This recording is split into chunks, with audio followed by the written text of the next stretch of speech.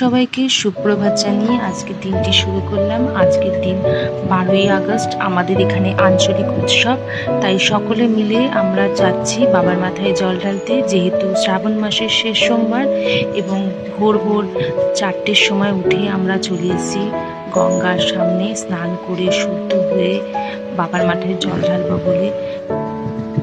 এত স্নিগ্ধ পরিবেশ যে কি ভালো লাগছে দেখুন। সূর্য উদয় হয়নি এবং আমরা স্নান করতে চলে এসেছি।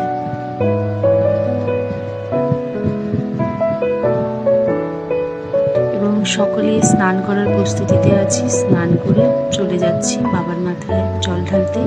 এবং আমরা হাঁটতে হাঁটতে যাচ্ছি এবং এখানে কত কেউ যে যায় কি বলবো, এদের দেখে যে এত ভালো লাগে। কিন্তু এরা জানেন তো প্রচুর কষ্ট করে অনেক দূর থেকেই আসছে, কেউ বাচ্চাকে নিয়ে, কেউ অনেক জল দিয়ে বাবার মাথায় জল ঢালতে। সবার মনস্কামনার জন্য পূর্ণ হয়। আমরা এই করতে করতেই চলে যাব বাবার মন্দিরের সামনে এবং মন্দিরের সামনে যে অধীর আগ্রহে দাঁড়াবো।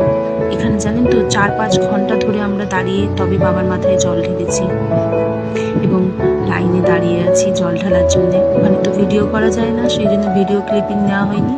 সবাই ভালো থাকবেন, সুস্থ থাকবেন, দেখা হবে নতুন একটি ব্লগে। টাটা।